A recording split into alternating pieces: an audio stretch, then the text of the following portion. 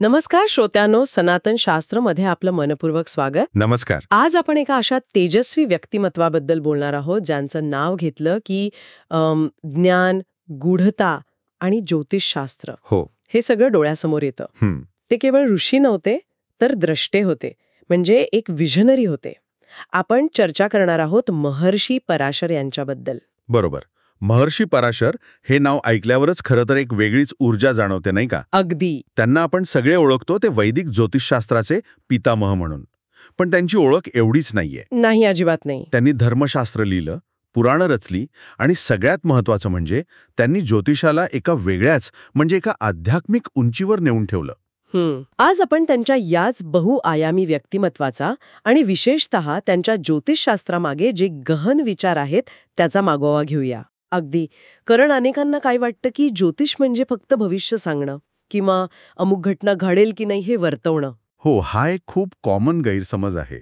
पण पराशरांनी या शास्त्राला आत्मज्ञान म्हणजे सेल्फ रिअलायझेशन आणि हे जे आपलं कर्माचं चक्र आहे त्यातून बाहेर पडण्याचा मार्ग म्हणून कसं पाहिलं हे समजून घेणं खूप महत्वाचं आहे असं मला वाटतं. बरोबर. जणू काही त्यांनी आपल्याच आतल्या जगाचा एक नकाशा दिलाय. अगदी योग्य शब्द वापरलात, नकाशा. आणि आपली ही जी चर्चा आहे ती अर्थातच पराशर ऋषींविषयी जे काही प्राचीन ग्रंथ उपलब्ध आहेत, ज्या परंपरा आहेत त्यातून मिळालेल्या माहितीवर आधारित असेल. हो. चला तर मग सुरुवात करूया त्यांच्या परिचयाने. त्यांना ब्रह्मर्षी म्हणतात, कर्मकांड प्रवर्तक असंही म्हटलं जातं. याचा नेमका अर्थ काय होतो? निश्चितच. ब्रह्मर्षी म्हणजे सोप्या भाषेत सांगायचं तर ज्यांनी ब्रह्मज्ञान जाणलं आहे, म्हणजे जे ज्ञानाच्या सर्वोच्च पातळीवर पोचलेले ऋषी आहेत. ओके. आणि कर्मकांड प्रवर्तक म्हणजे सुरू करणारा किंवा पुन्हा चालना देणारा. तर त्यांनी वेदांचा जो कर्मकांडाचा भाग आहे म्हणजे यज्ञयाग, विधी वगैरे त्याला समाजात पुन्हा महत्त्व दिलं, त्याचा प्रसार केला. आणि त्यांचा काळ कोणता मानला जातो साधारण? त्यांचा काळ साधारणपणे द्वापर युग आणि कलियुगाचा संधिकाळ, म्हणजे लेट वेदिक किंवा अर्ली एपिक एज म्हणू शकतो आपण. आणि त्यांची वंशपरंपरा ती तर अक्षरशः दैदिप्यमान आहे. हो, नक्कीच. ते स्वतः वसिष्ठ ऋषींचे नातू. त्यांचे वडील शक्तिमुनी, ते वसिष्ठांचे पुत्र. आणि पराशरांचे पुत्र कोण? तर साक्षात वेदव्यास. बरोबर. ज्यांनी वेदांचं संकलन केलं, महाभारत लिहिलं. म्हणजे ही ज्ञानाची एक अखंड तेजस्वी परंपरा आहे. वसिष्ठ, मग शक्ती, मग पराशर आणि मग व्यास. वसिष्ठ गोत्र हे ज्ञानाचं प्रतीकच मानलं जातं. हो, हे अगदी समर्पक आहे. पण पराशरांचं बालपण थोडं म्हणजे वेगळ्या परिस्थितीत गेलं बरं का. हो. त्यांच्या वडिलांबद्दल? हो. त्यांचे वडील शक्तिमुनी यांचा राजा कल्माशपादाच्या शापामुळं एका राक्षसाकडून मृत्यू झाला होता. अरे देवा. त्यामुळे त्यांचं पालनपोषण आणि शिक्षण हे सगळं त्यांचे आजोबा महर्षी वसिष्ठ यांनीच केलं. त्यांच्या स्वभावात म्हणतात की एकीकडे खूप सौम्यता होती, पण दुसरीकडे ज्ञानाचं आणि तपश्चर्याचं प्रचंड तेजही होतं. आणि त्यांच्या आयुष्यातला एक मोठा टर्निंग पॉइंट तो म्हणजे त्यांनी वडिलांच्या मृत्यूचा सूड घेण्यासाठी केलेला राक्षस सत्र यज्ञ. बरोबर. बरोबर. म्हणजे पित्याच्या मृत्यूने ते इतके व्यथित झाले होते की त्यांनी सुडाच्या भावनेने तो मोठा यज्ञ आरंभला. त्यात अनेक राक्षस भस्म होऊ लागले. तेव्हा त्यांचे आजोबा महर्षी वसिष्ठ ते आले आणि त्यांनी पराशरांना थांबवलं. काय म्हणाले ते? त्यांनी सांगितलं, वत्सा, बाळा, क्रोध हा ज्ञानाचा शत्रू आहे. ऋषींना तपस्वीला क्रोध शोभत नाही. क्षमा आणि करुणा हे गुण जास्त महत्वाचे आहेत. म्हणजे सुडापेक्षा क्षमा श्रेष्ठ आहे, हा उपदेश त्यांनी दिला. आणि त्या उपदेशाने त्यांच्या आयुष्याला एक पूर्णपणे नवीन दिशा मिळाली असं म्हणतात. हो, हीच त्यांच्या जीवनातली एक अत्यंत महत्त्वपूर्ण कलाटणी ठरली. वसिष्ठांचे ते शब्द त्यांच्या काळजाला भिडले. त्यांच्या आत करुणेचा झरा वाहू लागला. तो सगळा क्रोध शांत झाला आणि म्हणतायत की त्या ऊर्जेचं रूपांतर झालं ज्ञानाच्या साधनेत. म्हणजे विध्वंसक ऊर्जा विधायक बनली. अगदी. असं मानलं जातं की या घटनेनंतरच त्यांना ती दिव्य दृष्टी प्राप्त झाली, ज्यामुळे ते भूत, वर्तमान, भविष्य स्पष्टपणे पाहू शकत होते. हे खरं तर आपल्या सगळ्यांसाठी खूप मोठं उदाहरण आहे. कसं? की आपण आपल्या नकारात्मक भावनांचं, रागाचं, दुःखाचं परिवर्तन कसं करू शकतो विधायक कामात. खरंच ही कथा खूप प्रेरणादायी आहे. दुःखाचं आणि क्रोधाचं रूपांतर ज्ञानामध्ये करणं. त्यांच्या जीवनातला आणखी एक महत्वाचा आणि प्रसिद्ध प्रसंग म्हणजे सत्यवतीशी भेट. होय होय, मत्स्यगंधा. हो. यमुना नदी पार करत असताना त्यांची भेट झाली नावाळीच्या कन्येशी, मत्स्यगंधा म्हणजे सत्यवती. तिच्यातली ती निरागसता, ती शुद्धता पाहून ते खूप प्रभावित झाले. आणि मग त्यांनी तिला आपल्या तेजस्वी रूपात दर्शन दिलं आणि वेदव्यासांसारख्या महान पुत्राचा वर दिला. पण गंमत म्हणजे त्यांनी तिचा कौमारी अबाधित राहील याची काळजी घेतली. हो, हे महत्वाचं आहे. आणि तिच्या शरीराला जो मत्स्यगंध होता, माशांचा वास, त्याचं रूपांतर योजनगंधामध्ये केलं. म्हणजे तिचा सुगंध 1 योजन, साधारण 12-15 किलोमीटर दूरपर्यंत पसरेल असा आशीर्वाद दिला. वा, म्हणजे एका सामान्य जीवाचं पावित्र्यात रूपांतर. हो, हे त्याचं प्रतीक आहे, दिव्यत्वात रूपांतर. अद्भुत. आता त्यांच्या महत्त्वपूर्ण योगदानाकडे वळूया. त्यांनी जे ग्रंथ रचले त्यातले मुख्य कोणते? त्यांचं कार्य खूप मोठं आहे, पण त्यात 3 ग्रंथ अत्यंत महत्त्वाचे मानले जातात. पहिला म्हणजे विष्णू पुराण. हे तर खूप प्रसिद्ध आहे. हो, हे सर्वात जुन्या आणि अत्यंत तात्विक पुराणांपैकी एक आहे. यात फक्त कथा नाहीत, तर सृष्टी कशी निर्माण झाली, ती कशी चालते, तिचा लय कसा होतो, म्हणजे क्रिएशन, सस्टेनन्स, डिसॉल्युशन याचं सखोल विवेचन आहे. आणि विष्णू तत्व. हो, विष्णू हे केवळ एक देव नाहीत, तर तेच परमतत्व आहे, तेच सर्वव्यापी चैतन्य म्हणजे युनिव्हर्सल कॉन्शियसनेस आहे, हे यात सांगितलं आहे. दुसरा ग्रंथ कोणता? दुसरा म्हणजे पराशर स्मृती. अच्छा, स्मृती ग्रंथ. हो, हा ग्रंथ विशेषतः कलियुगासाठी लिहिला गेला आहे असं म्हणतात. म्हणजे बदलत्या काळानुसार समाजाने कसं वागावं, कोणते नियम पाळावेत, आचारविचार कसे असावेत, याचं मार्गदर्शन यात आहे. म्हणजे कलियुगासाठीचं धर्मशास्त्र. अगदी. आजही अनेक सामाजिक आणि धार्मिक प्रश्नांवर विचार करताना याचा आधार घेतला जातो. आणि तिसरा ग्रंथ, ज्यासाठी ते सर्वाधिक ओळखले जातात, बृहत पराशर होराशास्त्र, BPHS. बरोबर. BPHS हा ग्रंथ म्हणजे खरं तर वैदिक ज्योतिषशास्त्राचा आधारस्तंभ आहे. होरा म्हणजे तास, त्यावरून ज्योतिषशास्त्राला होराशास्त्र असेही म्हणतात. अच्छा. या BPHS मध्ये ग्रह, राशी, भाव म्हणजे कुंडलीतली ती 12 घरं, वेगवेगळे योग म्हणजे ग्रहांचे विशिष्ट संयोग, दशा म्हणजे ग्रहांच्या प्रभावाचा काळ आणि भविष्य सांगण्याच्या अनेक सूक्ष्म पद्धती यांचं अत्यंत सविस्तर वर्णन आहे. ज्योतिष हे वेदांग आहे, वेदांचं अंग, वेदांचा डोळा म्हणतात त्याला. अगदी, आय ऑफ द वेदाज. आणि पराशरांनी या डोळ्याला ज्ञानाची खरी दृष्टी दिली. याशिवाय पराशर तंत्र नावाचा एक ग्रंथही त्यांच्या नावावर आहे, पण तो तुलनेने कमी प्रसिद्ध आहे. तो मंत्र, योग आणि गूढ साधनांशी संबंधित आहे. एकूणच त्यांच्या तत्वज्ञानाचा गाभा काय होता? पराशरांनी ऋत, रिथा या संकल्पनेवर खूप भर दिला. ऋत म्हणजे काय? तर एक प्रकारची वैश्विक सुव्यवस्था, डिवाइन कॉस्मिक ऑर्डर. ओके. त्यांच्या मते आपल्या जीवनाचा उद्देश या ऋतूशी सुसंगत होणं, एकरूप होणं हा आहे.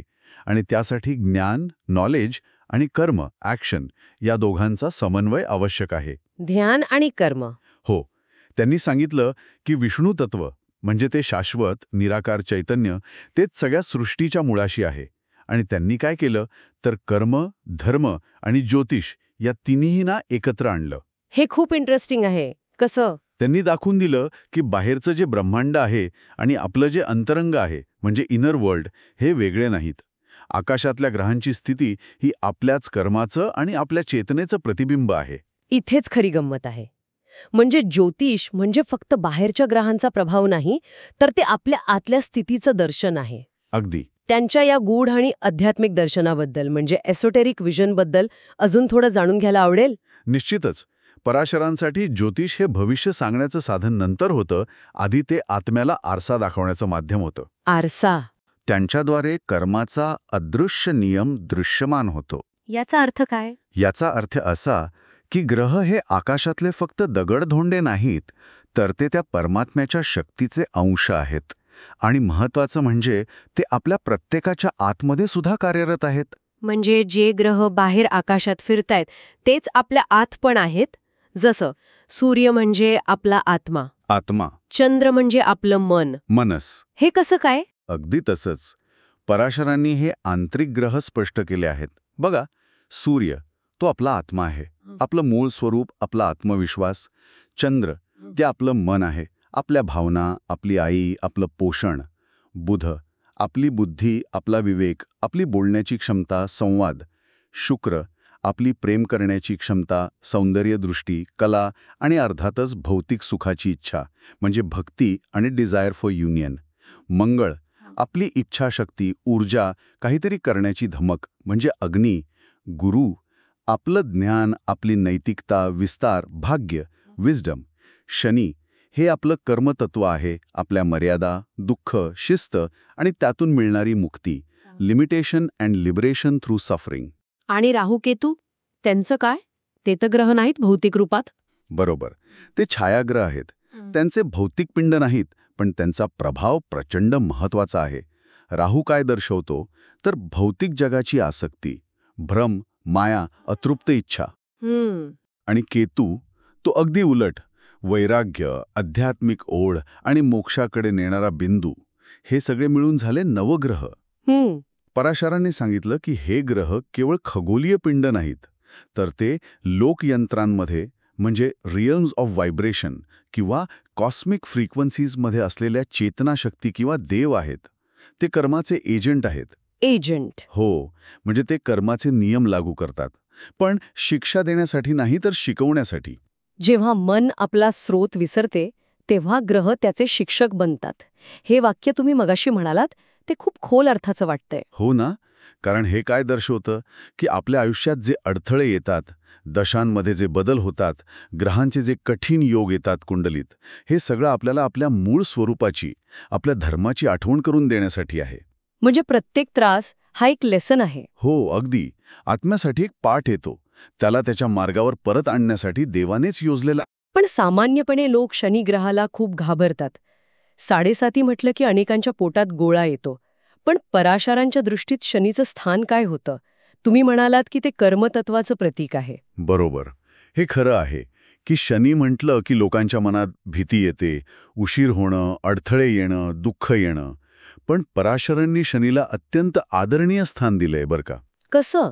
ते म्हणतात, शनी ही विष्णूची सावली आहे, जी शेवटच्या दरवाजाचं रक्षण करते. शेवटचा दरवाजा म्हणजे मोक्षाचा? हो, मोक्षाचा किंवा आत्मज्ञानाचा दरवाजा तेव्हाच उघडतो जेव्हा व्यक्तीमध्ये शिस्त, अलिप्तता आणि नम्रता हे गुण येतात. आणि शनीचा प्रभाव आपल्याला हेच गुण शिकवतो. म्हणजे त्याचा त्रास ही शिक्षा नाही? नाही, ती एक प्रकारची शुद्धी आहे, प्युरिफिकेशन. शनी काय करतो, तो काळ हळू करतो, आपल्याला थांबायला लावतो. कशासाठी? तर आपण या धावपळीच्या जीवनात जे विसरून गेलो आहोत, आपलं खरं स्वरूप ते आठवण्यासाठी. म्हणूनच पराशरांनी शनीला काल द्वारपाल म्हटलं आहे, गेटकीपर ऑफ टाइम अँड कर्मा. अरे बापरे, हा दृष्टिकोन तो पूर्णपणे वेगळा आहे. म्हणजे शनी हा शत्रू नाही, उलट तो एक कठोर पण आवश्यक शिक्षक आहे. अगदी. या अर्थाने मग हे जे 9 ग्रह आहेत ते मुक्तीकडे नेणारे 9 टप्पे किंवा 9 परीक्षा आहेत असं म्हणता येईल का? निश्चितच, यालाच ग्रहमोक्ष मार्गम असं म्हणतात. पराशरांच्या शिकवणीनुसार प्रत्येक ग्रह आपल्या अहंकाराच्या म्हणजे इगोच्या एका विशिष्ट पैलूची परीक्षा घेतो. उदाहरणार्थ सूर्य तो मीपणाच्या अहंकाराला आवाहन देतो, चंद्र भावनिक आसक्तीला, मंगळ क्रोध आणि अविवेकी इच्छेला, बुध बौद्धिक गर्वाला, गुरु ज्ञानाच्या अहंकाराला, शुक्र बौद्धिक सुखाच्या मोहाला. आणि शनी भीती आणि कर्माच्या ज्या गाठी आहेत त्यांना, राहू अतृप्त वासनांना आणि केतू तो अंतिम अलिप्ततेची परीक्षा घेतो. या 9 ग्रहांच्या प्रभावातून जेव्हा आत्मा तावून सुलाखून बाहेर पडतो तेव्हाच तो अहंकाराच्या पलीकडे जातो आणि मुक्ती अनुभवतो. आणि काळाबद्दल काय? म्हणजे ही जी युगे आहेत, सत्य, त्रेता, द्वापर, कली, हे फक्त मोठे ऐतिहासिक कालखंड आहेत की यामागेही काही वेगळा अर्थ आहे? पराशरांच्या मते काळ हे त्या अदृश्य परमात्म्याचं दृश्य रूप आहे. आणि ही जी युगे आहेत ना, सत्य, त्रेता, द्वापर, कली, ही केवळ बाहेरच्या जगातले मोठे कालखंड नाहीत. मग काय आहेत? तर ती प्रत्येक मनुष्याच्या आत असलेल्या चेतनेच्या अवस्था आहेत, स्टेट्स ऑफ कॉन्शियसनेस. आपल्या आत? कसं? सत्ययुग म्हणजे पूर्ण आत्मजागृतीची अवस्था. त्रेतायुगात थोडा अहंकार येतो. द्वापरयुगात ज्ञान आणि इच्छा यांच्यात संघर्ष असतो. आणि कलियुग म्हणजे जेव्हा आत्मा स्वतःला पूर्णपणे विसरून जातो आणि या भौतिक जगात हरवून जातो. पण मग आपण तर सगळे कलियुगात आहोत. बाहेरच्या जगात हो, पण यात एक आशेचा किरण आहे. पराशर काय म्हणतात माहितीये, जेव्हा मन अंतर्मुख होते तेव्हा आतला कलियुग संपतो. वा, म्हणजे आपण साधनेद्वारे आपल्या आतलं सत्ययुग कधीही आणू शकतो, बाहेर कोणतंही युग असलं तरी. अगदी. आपल्या आतच सर्व युगे आहेत आणि आपण निवडू करू शकतो की कोणत्या युगात जगायचं. हे किती एम्पॉवरिंग आहे, नाही का? खरंच आहे. आणि त्यांनी ग्रहांना भक्त म्हणून पाहिलं. ही संकल्पना पण खूपच सुंदर वाटली मला. हो, ही खूप उदात्त कल्पना आहे. प्रत्येक ग्रह हा विष्णूचा, नारायणाचा भक्त आहे आणि त्याला एका विशिष्ट कार्यासाठी नेमलेला आहे. कसं? सूर्य तो धर्म आणि सत्य यांचा प्रकाश पसरवतो. चंद्र करुणा आणि पोषण देतो. मंगळ धर्मासाठी लढण्याची शक्ती देतो. शनी वैराग्य आणि शिस्त शिकवतो. केतू मोक्षाचा मार्ग दाखवतो.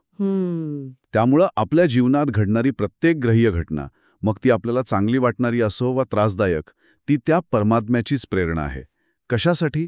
तर आपल्याला जागृत करण्यासाठी, आपल्या मूळ स्वरूपाकडे परत नेण्यासाठी. जर ग्रह आपल्या आतल्या चेतनेचेच भाग असतील आणि ते नारायणाचे भक्त असतील, तर मग साहजिकच त्यांना आतून साधण्याचा, त्यांच्याशी सुसंवाद साधण्याचा विचार पुढे येतो. बरोबर. याच संदर्भात नवग्रह अंतरसाधना किंवा इनर प्लॅनेटरी मेडिटेशन बद्दल ऐकलं आहे. याबद्दल थोडं सांगू शकाल का? नक्कीच. ही पराशर परंपरेतील एक महत्वाची पण थोडी गूढ साधना मानली जाते.